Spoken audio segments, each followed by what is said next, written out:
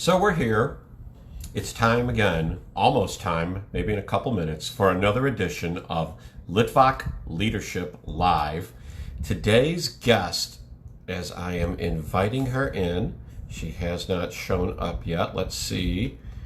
I've invited, her name is Kellenen Ann from Cards That Wow, a nice little company out of California. Let's see, we'll invite Kellenen in now. Should have received the invitation. Let's see if that's her there. No, well, we've got one viewer. So it's very exciting. It's our third day doing this. My left brain and my right brain. I see people coming on to join. So Kellen should be with us momentarily. Kellen, if your phone is not sideways yet, you do need to make your phone sideways so the invitation, you'll be able to accept it. So let me look again about inviting you here, because I've invited you now. Let's see, Kellen, and where are you? There you are. So I've invited you. Michael Foster, how you doing there, buddy? I hope you enjoy today's show. So let's see, we're just waiting on Kellen. Brian Monahan, yes. Having both sides of the brain working is always a good thing. See, Kellen should be joining us momentarily. So while I'm talking, and I'm just soft shoeing until Kellen does join me. There's Kenny Mayberry, Annie's Pizza from Louisville. Come on, Kenny. Get that free promotion across the country. Has anyone noticed that when you see someone on a live and they have anti-glare? Okay, Kellen says she's here, so let me invite her in. And so Kellen, you need to turn your phone sideways and accept the invitation that I sent you. Has anyone noticed that when you're wearing glasses, like I am at the moment, and, okay, well, you need to do it again, Kellen. So did you accept the invitation? Having a little technical difficulty here, but that's the wonders of live stream. And the glasses turn blue if people have anti-glare coating on them when you're on a live stream, or since mine don't have anti-glare coating, then they just glare. So I'm not sure how to work through that because I can't see and read without them. So let's see where Kellen is. I don't know, I might have to go to Annie's Pizza. If Kellen, I need you to I need you to accept the invitation so we can talk about Cards That Wow.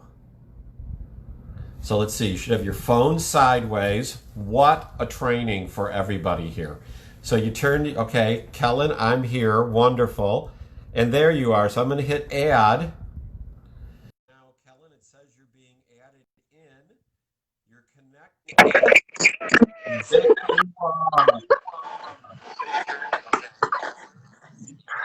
Ladies and gentlemen, Kellenen Ann from the West Coast. How are you, Kellen? I'm fine. I was there, I'm pushing buttons, and my phone is sideways. So, hi, Sean. Thank you for having me. Yes, it is my pleasure. Kellen is another member of our Megamind group, and we stream in various ways. Some people do live streams on Instagram. Some perform live streams. Kellen has a live stream that we're going to talk about that she does every Tuesday morning, and she uses StreamYard. Since I'm fresh in the streaming, I'm just using Facebook sideways. But that's not what we're here to talk about. So, Kellen, do you have another device open? I'm sorry? Do you have another screen open? Do you have another screen open? Because I'm hearing you in the background, like a repeat. Hearing me in the background. Are you hearing me now? Yeah, but I'm like, how? Do you have the computer on too? No, I shut it off. Okay. Because I know I had a similar problem with Tim the other day. because it is a little crackly. Yeah. Do you hear that? I can hear that. So I'm going to turn my volume down a little bit and see if that helps. Okay. We'll find out. So, yeah, I'm echoing for some reason on your end. I don't know. I did everything you told me to do. It'll work out. It'll be fine. Okay. All right.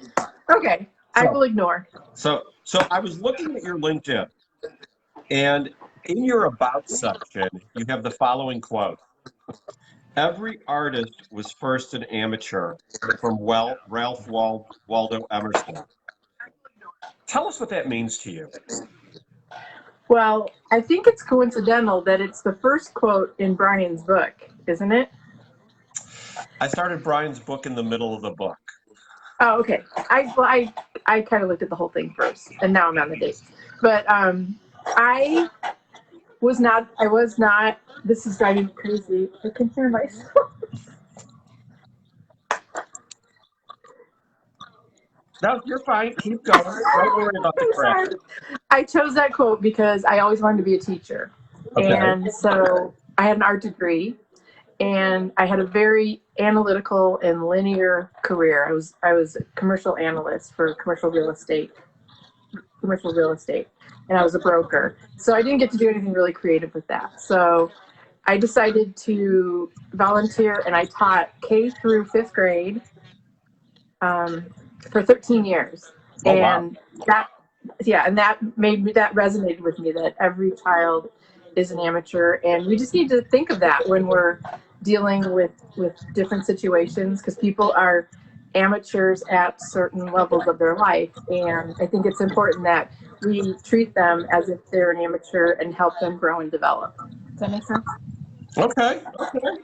So you're speaking more of an artist in a grandiose sense, as opposed to, say, cutting paper and making beautiful cards. I didn't hear you. You can't hear me. Okay, so do you have earbuds? Do I what? Do you have earbuds to plug into your car?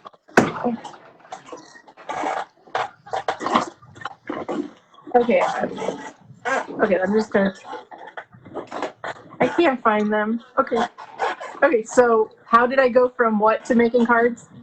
So I thought that the quote was more about a specific artistry, whether it's making cards, sculpting, painting, but you're speaking of it in more of a grandiose way.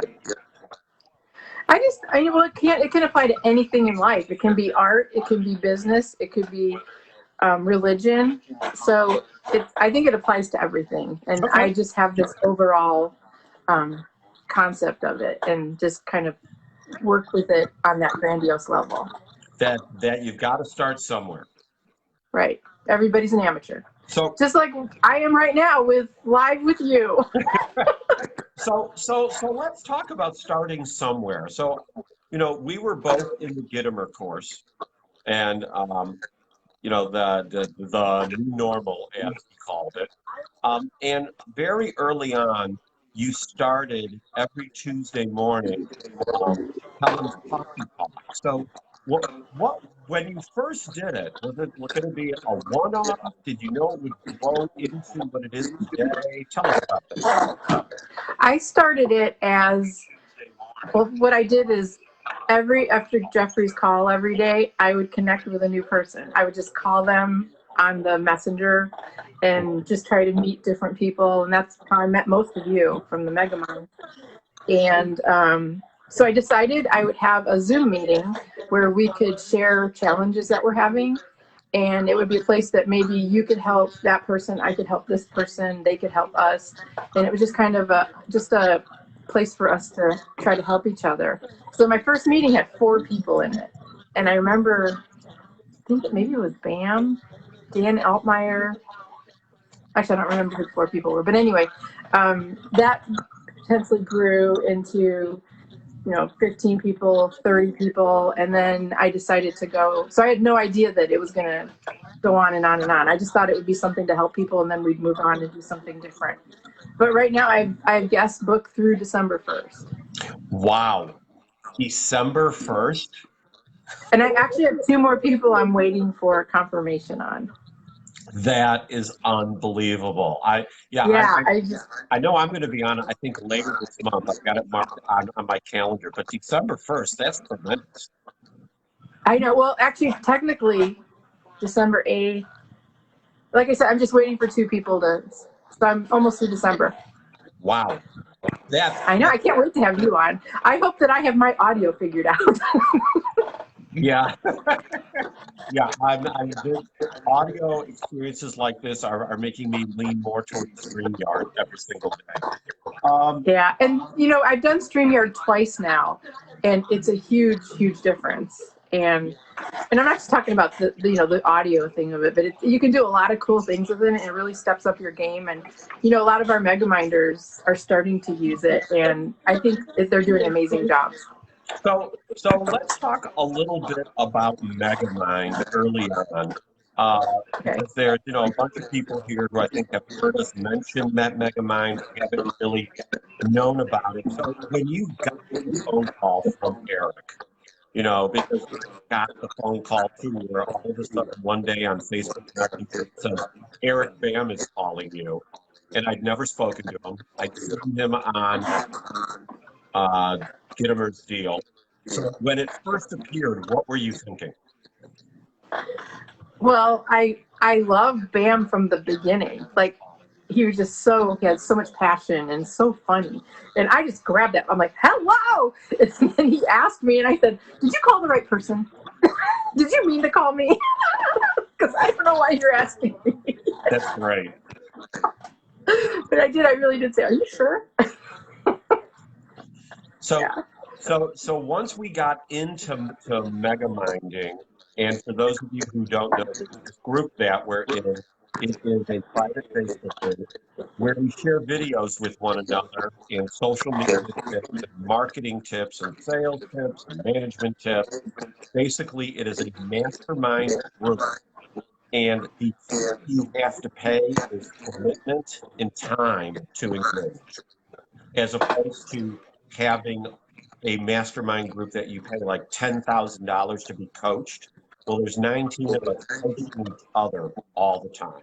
And that's how Litvak Leadership Live Camp came about, was being coached and challenged by my colleagues there. So what has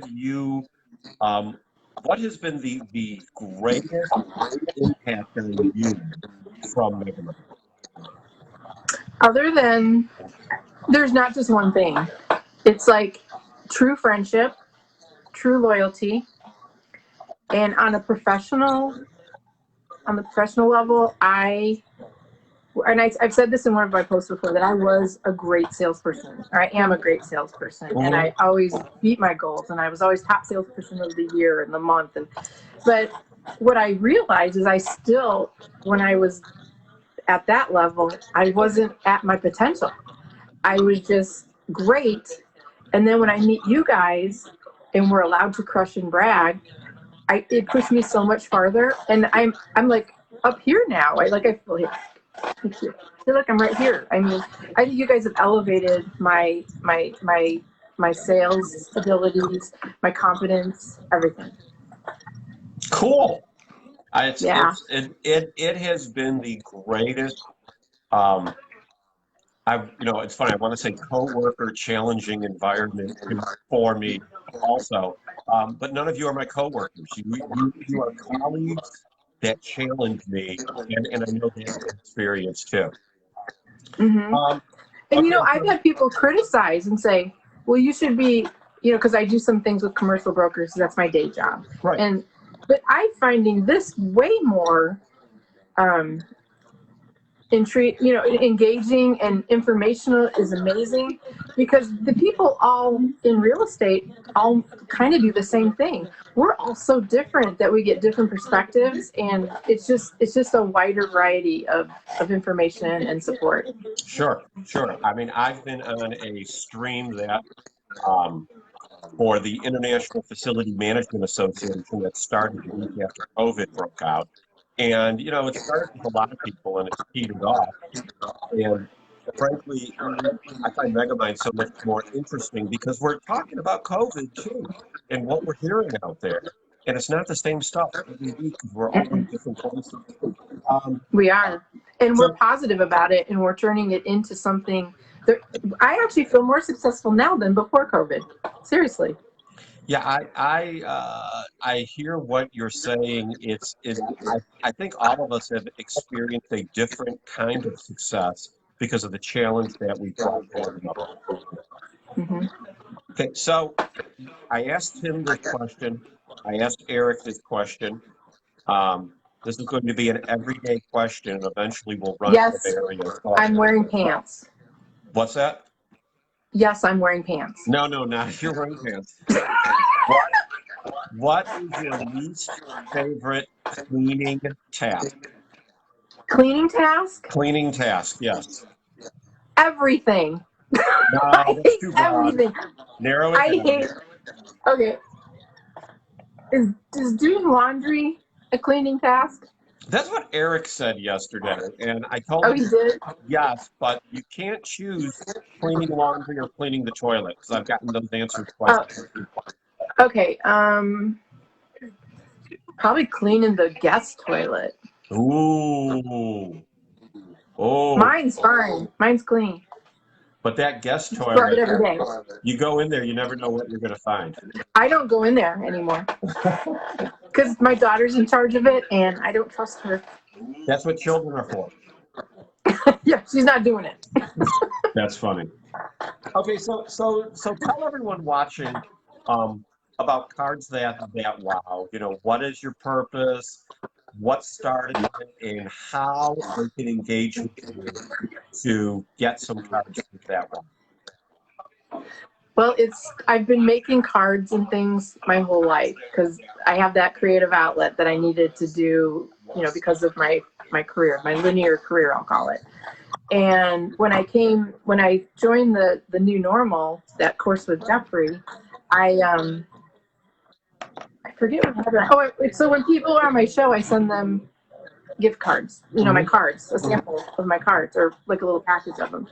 And Ronnie Goodwin got them, and he said, "You sell these?" And I go, "Oh, no, nobody could afford these." Because, they're really, some of them are very intricate, take a long time, and they're not your 99-cent Hallmark. And you were giving, so wait, they were too expensive for someone to pay for, and you were giving them away? Yes. But I gave them away so that people can see them and love them. And if they wanted them, they knew I could make them for them. And the people that are non-Megamind, I make samples for. And I've had 7 people buy them from me sending them a sample. 3 of them didn't because they have to go through corporate and stuff like that. Okay. So that's been my business model. I pick out, because that's going back to Ronnie Goodwin. He said, well, then you're not targeting the right audience. He says, you need people, so then he helped me define my audience and who I wanted to sell to. And I want to sell to people that they're branding, and it's important that anything that goes out to their clients is top notch and they really don't care how much they cost. And that's pretty much who I've been contacting. Yeah. I know a pizzeria like that they want it to be top notch, and they'll pay whatever they have to pay for the best ingredients. So What was the catalyst of you doing cards? What was it a hobby? Did you ever think when I determined that there was a possibility that I could sell them, I sat down with a spreadsheet and I figured out how much they cost, how many I can put out in a day, a week, a month, and how much I would have to produce to make a living. And I was surprised to find out that it was going to be pretty easy. And I made like a business plan, and And then my business model basically is my Cards That Wow page on Facebook, Instagram, and then my, Tim's working on my website. And once that's going, I think it's going to blow up. I really do. Yeah, I think that, I mean, you've been getting all kinds of traction. All of them that I've seen online are absolutely beautiful, blowing up anything from Hallmark. So when you get to the point that you personally can't physically keep up, what are you going to do?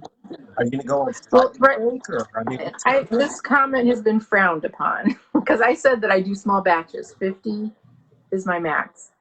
And I'm not trying to be a billionaire. I love doing them. I love that they're handmade. They're truly made with love. And I make something that's completely different from somebody else.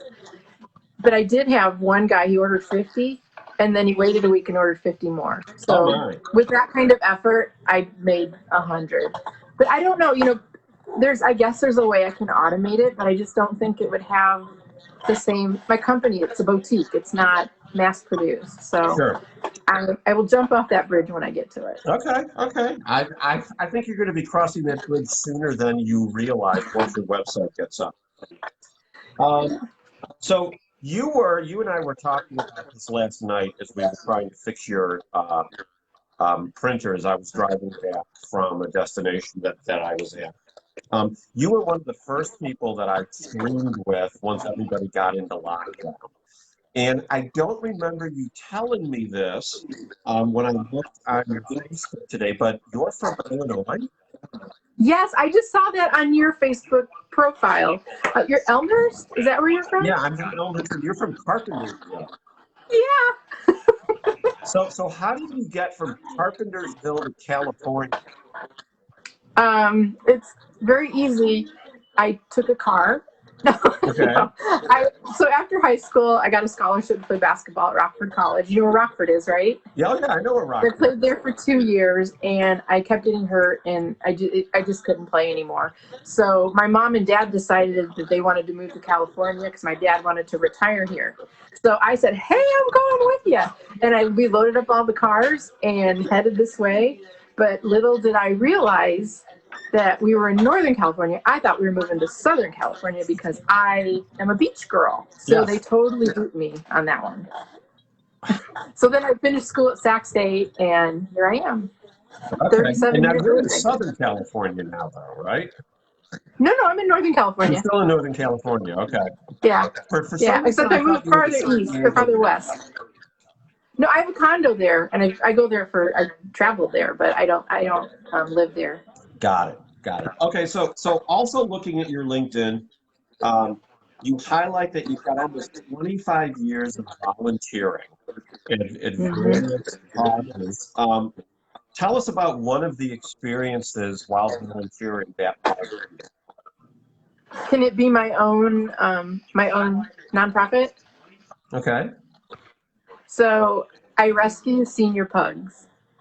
And there's some really, really bad stories of what people do with the pugs when they get old. They don't want to have to take care of the the medical bills, or they get tired of them. I mean, that still happens today. And so people, they know me as the pug lady, and they contact me through Facebook or my phone or whatever. And I place about 30 pugs a day, or 30 pugs a week, a year. I'm sorry, a year. And when I get to find a home for a little pug, usually it's a senior citizens because they're lonely and they want company. And that way the two have each other, until they're done. So So you place a that pug every other week. just, is that 30? Yeah, just about. I just placed one 2 days ago over the holiday. Yeah. Wow. Okay. So I had a blog, and I was called the Pug Lady Rules of Life. And that's how I got the word out. And that's how people know me and find me. But I think I had like 70,000 followers. I didn't even know what that meant at the time. So now, when I finish this website, I'm going to get because there's a lot of crazy pug people out there. Okay. So are you making so they all call me cards? Oh yeah, I sent some to my pug people. I haven't heard back from them yet. Because I can take a picture of your animal. It doesn't have to be a pug. Okay. and turn it into a card. I'm looking. Yeah, So this is like a card I did for a cat. There's a cat. And then this is my Gus. I did him as a sample. Wow. They're fun. So I could take any picture, turn it into like a watercolor, and then turn it into a card. Okay, this one's my pathetic Rocco. Even this, he doesn't even look good in a card. That's great. So the Christmas cards are Wait, this is my favorite one. This is my favorite one of Gus. Very cool. Oh yeah, just fun stuff. So looking at your Facebook, because you know you got to look at things to find out about each other. You list your favorite quote as "Life is good."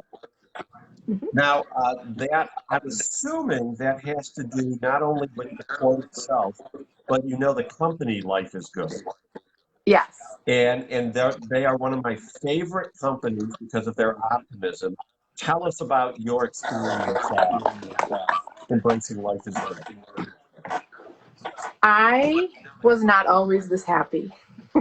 And I will admit I played the victim because some bad things happened.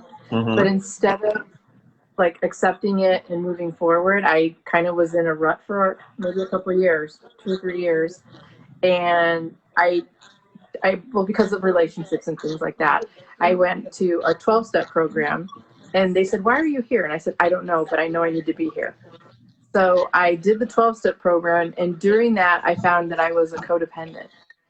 And with that knowledge, I've learned how to communicate, who to communicate with, and I can kind of screen people and know if they're going to be a what do you call it, a trigger. Okay. So once I found myself and realized, and it's still a journey. I'm still like, when I finished, I didn't even know what my favorite color was. And because I was always a chameleon, and I always, whatever somebody liked, I liked what they liked. I became a golfer. I became a baseball player or softball player. I became a race car. I learned how to groove tires on a race car. And then when I got through that, I'm like, holy crap, I don't like any of that. And I don't like bowling either. I found out I don't like bowling. So. Okay. But you like life being good. But yeah, life now, I'm doing things that I like, and I love helping people. And with that, life is good. Yeah, I love life. Life loves me. It's turning into a movie. So, what are a couple of the more interesting things you have learned while hosting Kellen's Coffee? Well, I've learned a lot of technical things like that I didn't know before. Like, Bam was he was my first guest, and he talked about social media. Mm-hmm. And I had no clue. And just watching him, I've learned almost more than anything. Are you talking about me personally, or just like technical things or procedures or things just whatever? That you have learned that, when you think about all the people you've talked to, what has stuck with you? Bam says to be incredible. Okay. Brian, about, customer delight and taking delight in your customers. I mean, Alan is just a badass. Mm-hmm. I mean, he scares me.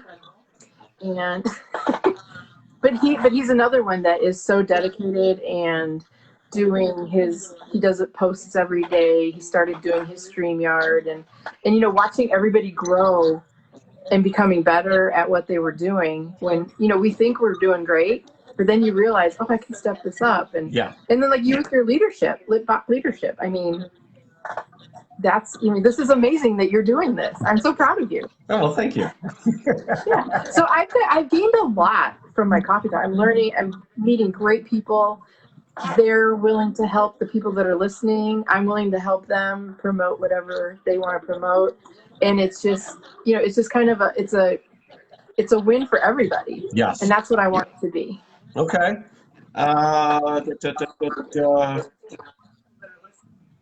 I think, yes, we are. We are at the point where I've actually gone through all the questions. So you've got the floor for the next couple minutes.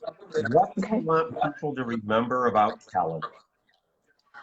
I want them to remember that I'm passionate about my business. I'm passionate about my clients.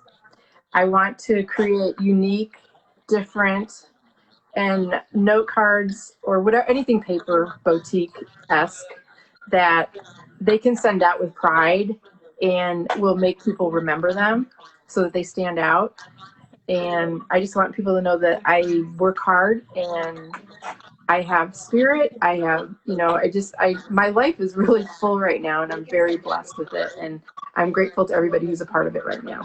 Amen. I love that. So, everyone watching and that's going to be watching the replay of this, there's three ways to get in touch with Kellen. You can either get in touch with Kellenen Ann on Facebook. You can go like and follow Cards That Wow, or you can message me and I will put the two of you up so you can find out more about Kellen and talk to her about Cards That Wow and get things going. And because the holidays are around the corner, and I can't think of a more dramatic special gift to give to someone than have a gift that has a card that wow attached to it. So thank you, Kellen, for your time today. It was great having you on. And Kellen actually mentioned our guest tomorrow. His name is Alan Baris. I hope I'm saying his last name right. And he is a badass. He could break his finger looking at it. He's done training videos, safety videos, and he's a lawyer. So tune in tomorrow at 3 p.m. to meet another member of our membership group, Alan Baris. But today, Kellenen Ann with Cards That Wow. Thank you so much, Kellen. Thank you, Sean. Have a great day.